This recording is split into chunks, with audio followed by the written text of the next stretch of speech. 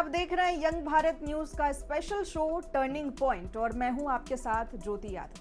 आज हमारे साथ स्टूडियो में एक ऐसे अभिनेता मौजूद हैं जिनको देखकर आपको लगेगा कि ये चेहरा कुछ जाना पहचाना सा है, कहीं तो देखा है। लेकिन आप ज्यादा मत सोचिए, मैं आपको बता देती हूँ। ये वही हैं जिनको आपने सालों क्राइम पेट्रोल में एक दमदार पुलिस अफसर का किरदार निभाते देखा है। ये वही हैं जिनको आपने गुरी और धैर्य की लव स्टोरी में एक पिता के किरदार में देखा है। और ये वही हैं जिनको आपने एक हाल ही में आई फिल्म अमेज़न प्राइम पर छोरी 2 में विलन का किरदार निभाते देखा है। ये कोई और नहीं, ये है वेरी टैलेंटेड और versatile actor Kuldeep Sareen. Sir, आपका बहुत बहुत स्वागत है। Thank you. और जैसा कि शो का नाम ही है टर्निंग पॉइंट, जी, तो सबसे पहले आपसे इस फिल्म के बारे में तो बात करेंगे ही, आपकी जर्नी पे बात करेंगे, लेकिन सबसे जो इम्पॉर्टेंट है वो है कि आपकी लाइफ का टर्निंग पॉइंट, वो पॉइंट कब कैसे आया जिसकी वजह से आप कुलदीप सरीन बने। क्वेश्चन बड़ा टर्निंग है, वो मतलब कैची है। मैं आपको बताऊं कि ये दिल्ली से जब मैं बॉम्बे 2004 में गया था, तब से लेके मैं 2010 हो गया था, यस 8 साल 7-8 साल में बॉम्बे में छोटा छोटा काम कर ही रहा था। 2010 में बन रहा था क्राइम पेट्रोल, एक सीरियल। तो उसके लिए इनिशियली बोला गया कि तस्वीरें, तो उस वक्त तस्वीरें फिजिकली हम लोग प्रोड्यूसर के ऑफिसर्स में बांटते थे। मैं प्रोडक्शन हाउस में गया, मैंने अपनी तस्वीर दी, उन्होंने मुझे शॉर्ट लिस्ट किया। उसके बाद मैंने उसमें उस वक्त नया क्राइम पेट्रोल शुरू हुआ था, तो हम 3 पुलिस वाले हुआ करते थे। उसमें से एक पुलिस ऑफिसर मैं था। और फिर हम लोगों ने शूटिंग शुरू की और देखते देखते वो तो एकदम जैसे कहते हैं ना, आग की तरह फैलती है आग पूरे जंगल। ऐसे ही क्राइम पेट्रोल को लोगों ने इतना प्यार दिया कि मैं रातों रात एक लाइफ में जो टर्निंग पॉइंट आता है ना, मैं जिस तरफ जाऊं लोग मुझे पहचाने कि सर आप क्राइम पेट्रोल में आते हैं। बहुत सारी लेडीज़, महिलाएं, लोग ट्रेन में, उस वक्त मैं दिल्ली बॉम्बे आया करता था, बहुत सारे लोग वहाँ रिकॉग्नाइज करते। तो मेरी लाइफ का वो एक टर्निंग पॉइंट था, क्राइम पेट्रोल सोनी पे जो आता है। बिल्कुल। आपने जैसे बताया कि आपकी लाइफ का टर्निंग पॉइंट इस इंडस्ट्री में क्राइम पेट्रोल से आया, लेकिन फिर आपने इसे छोड़ा क्यों? क्योंकि ये घर घर तक हर कोई इसे देखता था, महिलाओं के बीच, और हर जगह आपकी एक पहुंच बनी घर घर तक। लेकिन फिर, और आपने टर्निंग पॉइंट भी इसे बताया आपके जीवन का, लेकिन फिर भी आपने इसे क्यों छोड़ा? उसको छोड़ने के पीछे का कारण ये था कि क्राइम पेट्रोल चूँकि इतना हिट हो गया था, मेरे काम को लोग बहुत अप्रिशिएट कर रहे थे। ना सिर्फ दर्शक, मुझे कास्टिंग डायरेक्टर, बॉम्बे में बहुत सारे लोग हैं, वो इंस्पेक्टर के लिए, क्योंकि वहाँ रेडीमेड चलता है।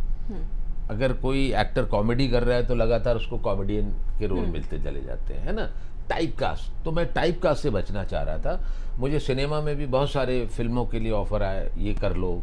शुरुआती दौर में मैंने कर लिया, लेकिन फिर एकाएक मुझे लगा कि नहीं यार, मैं टीवी सीरियल में भी, क्राइम पेट्रोल में भी इंस्पेक्टर कर रहा हूँ, सिनेमा में भी इंस्पेक्टर कर रहा हूँ, तो इसमें नया क्या है?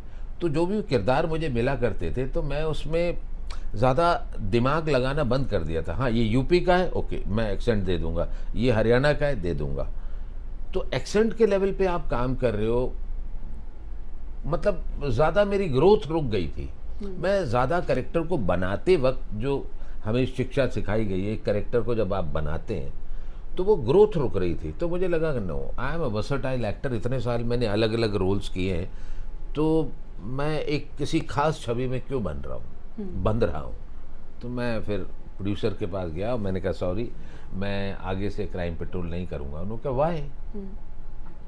पैसे कम है, पैसे बढ़ा देते हैं। मैंने नहीं सर, मुझे नहीं करना है, मैं सिर्फ बस छोड़ना चाहता हूँ, मुझे कोई और रोल करने हैं। तो बोला कि आपके लिए क्राइम पेट्रोल में जो आपकी छवि है वो दर्शकों में इतनी ज़्यादा पावरफुल तरीके से जा चुकी है, अगर हम क्राइम पेट्रोल में कोई और रोल देंगे आपको तो लोग समझ जाएंगे कि यार ये पुलिस वाला ही है, दूसरे कपड़े पहनकर खड़ा हुआ है।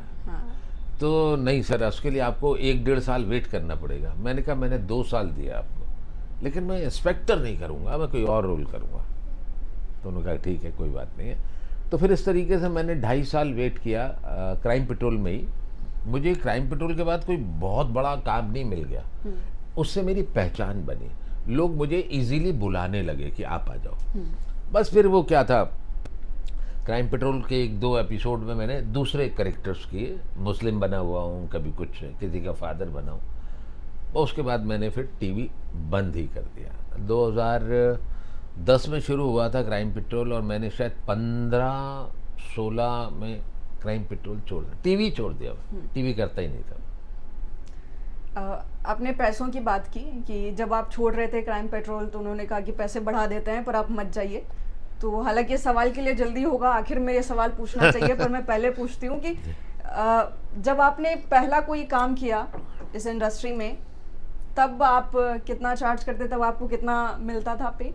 और अब जब इतनी हिट फिल्में आप दे चुके हैं, बड़ी बड़ी फिल्में एक्टर्स के साथ, आपकी फिल्म आई है अभी छोरी 2 की, जिसके हम उसके रोल पर भी हम पूरे डिटेल में बात करेंगे, लेकिन अभी आपकी डिमांड कितनी है? और जब शुरू में आपने पहली फिल्म की या क्राइम पेट्रोल में आपने कितना चार्ज किया?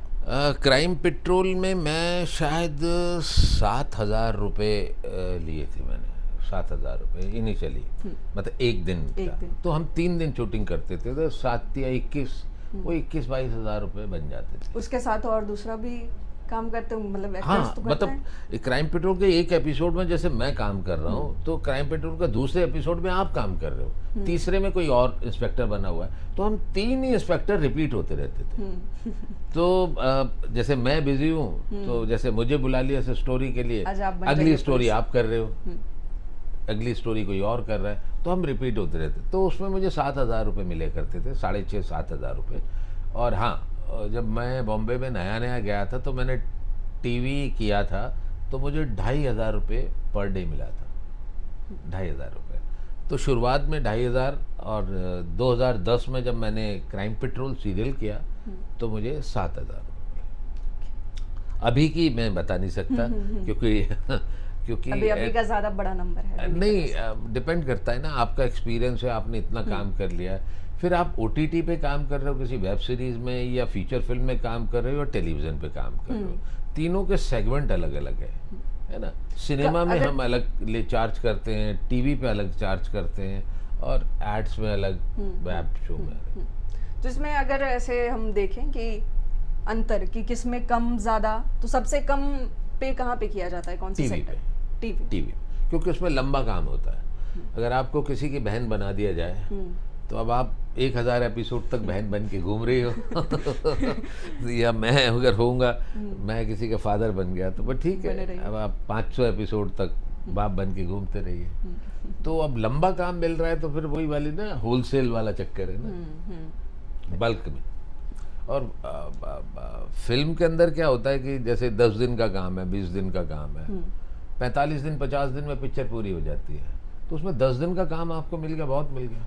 तो 10 डेज का काम है, तो जाहिर सी बात है कि फिल्म का बजट भी ऊपर ही रहता है, तो उसके अकॉर्डिंग चार्जेस करते हैं। हाँ, तो अभी छोरी 2 जो आपकी नई सीरीज फिल्म आई है, उसमें उसकी चर्चा काफ़ी ज़्यादा हो रही है, स्टोरी के लिए भी और आपके किरदार के लिए भी। जी, आपने ये किरदार कैसे चुना और क्या वजह थी, क्या चुनौतियाँ थी? क्योंकि ये बिल्कुल अलग है। आपने अब तक पुलिस के किरदार में लोगों ने आपको काफ़ी ज़्यादा पसंद किया है, सराहा है, और उसके बाद एस्पिरेंट में आपका पिता का किरदार, लेकिन ये बिल्कुल अलग विलन। कैसे आपने हैंडल किया, कैसे चुना, क्या चुनौतियाँ रही? चुना क्या है कि मुंबई शहर में, मैं आपको ज्योति जी बता दूं कि मैं अपनी बात कर रहा हूँ।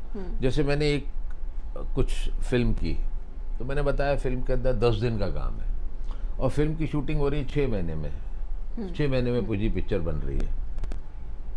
तो अगर 6 महीने का टाइम एक फिल्म में बनने, तो मुझे 2 दिन का काम अब मिल गया, और 2 दिन का बोलेंगे 2 महीने के बाद वो फलाने एक्टर आएंगे, तो उसके साथ आपका से कम्बिनेशन होता है ना, तो 2 महीने तक, 2 महीने बाद फिर 3 दिन मेरा काम, इस तरीके से 6 महीने में मैंने 10 दिन का काम किया।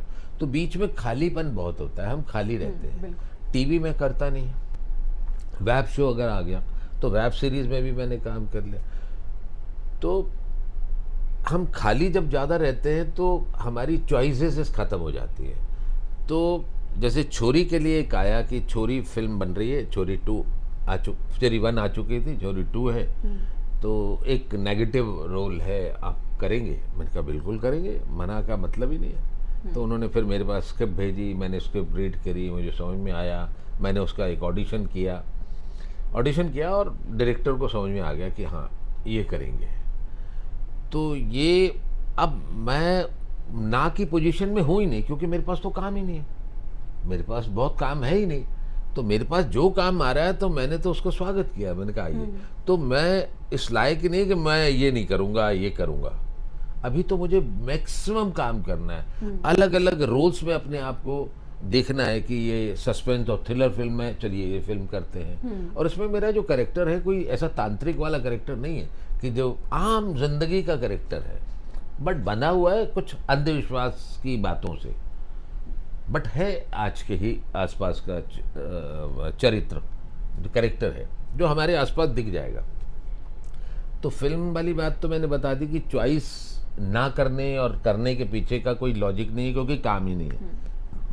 और दूसरा, छोरी का किरदार की बात आ गई, तो छोरी का किरदार भी मैंने बता दिया कि आम जीवन में जैसा होता है वैसे ही कैरेक्टर है, कोई तांत्रिक वांत्रिक नहीं है कि नया रोल है, बट थोड़ा सा अलग था, तो मुझे था कि मैं अच्छा क्यों देखना चाहिए लोगों को? मतलब बहुत सारे लोग देख चुके हैं, जो नहीं देखे हैं वो क्यों देखे छोरी 2? आप क्या सजेस्ट करेंगे? क्योंकि बहुत समय से ना हमने जितना भी सस्पेंस थ्रिलर सिनेमा देखा हुआ है ना, आज तक जितना भी देखा उसके अंदर यही बताया जाता है कि 4 लड़के लड़कियां, यंग लड़के और टूर पे चले गए और वहाँ एक भूतिया हवेली देख ली। अब आप भी हंस रहे हैं, मैं सही कह रहा हूँ इसका मतलब, क्योंकि यही देखा है, पुस्तकों में यही पढ़ा है, 4 लड़के लड़कियां, एक भूतिया हवेली, ढूंढते डांटते एक लड़की खो गई, गेट खुलता है और गेट खुल गई, दरवाज़ा खुला, घर, और उसके अंदर वो लड़की चली गई, और उसके दोस्त ढूंढ रहे कि हमारी फ्रेंड का है, वो भी चले गए, वो भी, फिर वहाँ एक चुड़ैल है और एक बाबा है, और इस तरह ये अलग तरह की फिल्म है।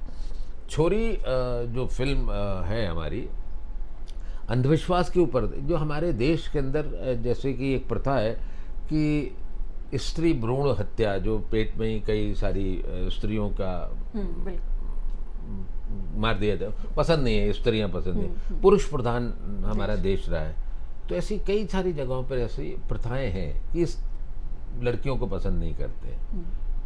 तो उसी के अंदर, उसी से रिलेटेड एक हमारी जो सामाजिक ढांचे के अंदर ये बात बनी है कि स्त्रियां नहीं होना चाहिए। क्यों नहीं होना चाहिए? लड़कियां क्यों नहीं? उसकी हत्या क्यों? वो क्यों नहीं बराबर हो सकती लड़के? उसको लेकर एक सस्पेंस और थ्रिलर हॉरर के साथ इस पानी का ताना बाना बुनकर पिक्चर दिखाने की कोशिश की है। तो ये है, इसलिए मैं चाहता हूँ कि इससे लोग काफ़ी सारे इंस्पायर्ड होंगे, मोटिवेट होंगे, समझ में आएगा कि क्यों नहीं। इसमें हमने वो बात बताने की कोशिश की है कि भाई लड़कियों से इतनी घृणा क्यों? तो इसलिए भी लोगों को, और जिनको सस्पेंस और थ्रिलर देखने में मज़ा आता है वो लोग इस फिल्म को देखें, मज़ा आएगा उनको। बिल्कुल। अभी आपने एक बात कही कि जो लोग इस फील्ड में हैं, फिल्म इंडस्ट्री में, एंटरटेनमेंट से जुड़े हुए हैं, उनके पास कई दिनों तक जो है काम नहीं रहता है, एक खालीपन आ जाता है, कई महीने तक आप कुछ नहीं कर रहे हैं। लेकिन जब आप कुछ नहीं कर रहे होते हैं उस वक्त आपके खर्चे बढ़ ही रहे होते हैं। तो जब आपकी ज़िंदगी में भी ऐसे कई मौके आए होंगे जब आपके पास काम नहीं है, लेकिन आप मुंबई जैसे इतने महंगे शहर में रह रहे हैं। मैं भी मुंबई से रही हूँ, मुंबई में मैं 15 साल रही हूँ, मेरी पूरी पढ़ाई वहीं से हुई है। तो आप जब मुंबई का जिक्र कर रहे थे तो मेरे ऐसे बहुत से दोस्त हैं जो इस इंडस्ट्री से हैं, और उनके पास जब कोई काम नहीं होता, मैंने देखा है कि वो ऑटो भी चला रहे हैं, जबकि वो बहुत टैलेंटेड हैं। आप उनको कोई किरदार दे दीजिए, वो इतना उम्दा करेंगे कि आप देखते रह जाएंगे। उतनी आवाज़, उनकी आवाज़ इतनी अच्छी है, वो इतने वर्सेटाइल हैं। लेकिन एक ऐसा फेज़ आता है इस दौरान जब आप कुछ नहीं कर सकते, आप 10 जगह जाइए, आपको रिजेक्शन ही मिलेगा। जब आपके साथ ऐसी चीज़ें हुई या हुई होंगी तो आपने उसको कैसे टैकल किया? आपने उससे कैसे ओवरकम किया, या आप क्या करते थे दूसरी चीज़ इन सारी चीज़ों को मैनेज करने के लिए? क्योंकि घर का किराया, बाकी खर्चे, आना जाना, 10 चीज़ें होती है और आपका इनकम का सोर्स एक होता है। हाँ, आपका जो सवाल है उसका जवाब ये है कि आपने अपने मित्रों की, दोस्तों की बात की और आपने कहा मैंने बहुत नज़दीक से बम्बई को समझा है, 15 साल वहाँ रही। तो ज्योति जी, मैं आपको बता दूं कि मैं जो लास्ट क्वेश्चन आपने कहा मैं पहले पूछ लेती हूँ, ऐसे ही मैं बोला हूँ, लास्ट में आप जो बात बोलोगे मैं अभी उसका जवाब देता हूँ अपने दर्शकों के लिए कि देखो, बम्बई शहर में जाने के लिए आप जाइए, टिकट कटाइए, चले जाइए, आपका स्वागत है बम्बई के अंदर। लेकिन आपको एक्टिंग फील्ड से रिलेटेड अगर उसमें काम करना है, या डायरेक्शन से, या कैमरा, या वटेवर जो भी कुछ है, म्यूज़िक, डांस, वटेवर, आप सीख कर जाइए। क्योंकि बहुत सारे लोग मैं एक्टिंग की दुनिया में देखता हूँ, बॉम्बे में मुझे बहुत सारे लोग ऐसे मिलते हैं जिन्होंने कुछ किया नहीं है, आ गए हैं बॉम्बे कि मैं एक्टर अच्छा हूँ, मैं एक्ट्रेस अच्छी हूँ। आप तय करने वाले कौन होते हैं? आपको लग रहा है ना कि मैं अच्छी हूँ, आपने कहीं से कोर्स नहीं किया, कोई थिएटर नहीं किया, तो आपके जो मित्र हैं मुझे पता नहीं उन्होंने कितना किया है, लेकिन वो कह रहे हैं, आप जैसे कह रहे हैं कि बहुत अच्छा है, तो उनको रुकना चाहिए बॉम्बे में और काम मिलता है। देखिए, जिसके अंदर गहराई होगी, जो जानता होगा। देखिए, मैं national school of drama NSD repertory company का एक्टर रहा हूँ, और मेरे ख्याल से दर्शक जितने भी जानते होंगे कि NSD रेपेट्री का अपने आप में एक नाम है, श्रीराम सेंटर का भी नाम है, भारतीय हिंदू नाट्य अकेडमी लखनऊ है उसका नाम है, भोपाल रंगमंडल का नाम है, सबका अपना अपना नाम है, चंडीगढ़ का अपना नाम है, तो सत्यजीत रे, FTI, सबका अपना अपना एक नाम है। तो जो जिस इंस्टीट्यूट से जाता है, तो जैसे अगर आप कास्टिंग डायरेक्टर हैं, तो जब मैं आपको अपना CV दूंगा तो आप देखोगे, ओह, काम करके आए हैं, मतलब ऐसे ही नहीं आ गए, तो आप 5 मिनट के लिए मुझसे बात ज़रूर करोगे और फोटो रख लोगे। मैं, आप यकीन मानिए, ऐसे बहुत सारे लोग हैं जिनको पता नहीं है कि हमें किस रूट से और कैसे जाना। और आजकल के यंगस्टर जितने भी, पढ़ाई का बहुत महत्व है, पढ़ना लिखना बहुत ज़रूरी है। अब बम्बई में मैं क्या करता था, अपने खाली दिनों में, हमेशा काम नहीं मिलता था, मैं अपने सब्जेक्ट पे आता हूँ, मुझे लिखने का बहुत शौक़ है। पहली बात, मैं लिखता हूँ। दूसरी बात है, मैं कभी खाली रहा नहीं, शूटिंग नहीं कर रहा हूँ तो मिलना प्रोड्यूसर से, डायरेक्टर से, कास्टिंग डायरेक्टर से, ये भी एक बहुत बड़ा काम है। नहीं, मेरा तो मेन सवाल ये है कि जब आपके पास पैसे नहीं आ रहे, नहीं, मैं वहीं आ रहा हूँ, मैं वहीं आ रहा हूँ, मेरे पास नहीं है पैसे, मैं उस दौरान पढ़ाता हूँ, मैं नंबर बाय मैं बहुत सारे इंस्टीट्यूट्स के अंदर पढ़ाता हूँ। जैसे अभी मैं सर से भी बात कर रहा था, मैंने संदीप मारवा जी के यहाँ भी पढ़ाया, मैंने श्रीराम में भी पढ़ाया, मैंने रोहतक में भी पढ़ाया, मैंने बड़ौदा में भी पढ़ाया, मैंने बॉम्बे में भी पढ़ाया, मैंने दिल्ली में बहुत सारे इंस्टीट्यूट में एक्टिंग पढ़ाता हूँ मैं। और मैं फिल्म ओरिएंटेड वर्कशॉप करता हूँ। बहुत सारे ऐसे प्रोडक्शन हाउसेस हैं जिनके मेन लीड एक्टर और एक्ट्रेस को टेलीविज़न के, जिनको मैं ट्रेन करता हूँ, फिल्म के लिए मैं ट्रेन करता हूँ उनको, पर्टिकुलर किसी एक रोल के लिए। सो मैं एक ट्रेनर भी हूँ, तो मेरा खर्चा वहाँ से चल जाता है। तो जो लोग भी इस फील्ड से हैं, उन्हें ये सारी चीज़ें ध्यान रख लेनी चाहिए पहले। हाँ, मतलब आप काम करके आओ ना, या सीख कर आओ, थिएटर करके आओ, किसी इंस्टीट्यूट से नहीं भी हो तो कम से कम आपके जिस दिन अंदर से आवाज़ आएगी ना कि नहीं, अब मुझे बॉम्बे निकलना चाहिए, तो तब आप जाइए बॉम्बे। मतलब ख्याल और सपने और बॉम्बे अट्रैक्ट तो सभी को करता है, क्योंकि वो माया नगरी जो दुनिया है, माया नगरी नाम है, तो उसमें कैचिंग पावर तो है ही है। और जो इस लाइन, इस विधा से इंटरेस्टेड होता है, उसको बार बार आकर्षित कर, आजा आजा आजा। लेकिन हमें समझ कर जाना है कि अगर हम जिस प्रोफेशन के लिए जा रहे हैं उसमें हम काम करके जाएं। अच्छा, आपने बताया कि जब आपके पास काम नहीं होता था तो आप पढ़ाते थे कई सारे इंस्टीट्यूट में जी। लेकिन इन सारे पूरी जर्नी में आपका कोई ऐसा इंसान, कोई फ्रेंड, कोई रिलेटिव्स ऐसे रहे जिन्होंने आपका बहुत ज़्यादा साथ दिया हो ऐसे समय पे? कभी नहीं। बॉम्बे में, मैं जब बॉम्बे जा रहा था तो मुझे, मेरे इतने सारे दोस्त हैं आज जिनके नाम मैं लेना नहीं चाहता, शिखर पर है, बहुत सारे दोस्त हैं, तो उन्होंने भी अपनी ज़मीन खुद तैयार की थी। ऐसे ही मुझे बहुत क्लैरिटी थी कि मैं अगर मुंबई में जाऊंगा तो मैं किसी के आश्रय नहीं जा रहा हूँ, मुझे अपनी ज़मीन खुद तैयार करनी पड़ेगी। मुझे हल बोना है, किसान हल जोतता है ना, मुझे अपना खुद हल जोड़ के अपनी ज़मीन खुद तैयार करनी है। तो मैं जगह जगह जाके अपनी तस्वीरें बांटता था, और मुझे छोटा बड़ा 1 सीन, 1.5 सीन, 2 सीन, इस तरीके का काम मिलता रहा, और मैं करता रहा, और ये सफ़र चलता रहा। अच्छा, आपने अभी टैलेंटेड कि आप सीख कर आइए, लेकिन सीख कर आने के बाद भी आजकल एक जो टर्म है नेपोटिज्म, आप इसको कितना इफेक्टिव मानते हैं?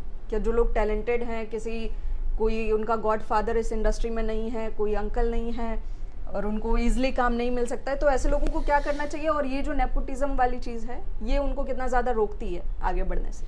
मुझे नेपोटिज्म वाली बात समझ में नहीं आती सर, क्योंकि अगर मेरी कपड़े की दुकान है तो मैं उसकी अपनी गद्दी पे ना अपने बेटे को ही बैठाऊंगा।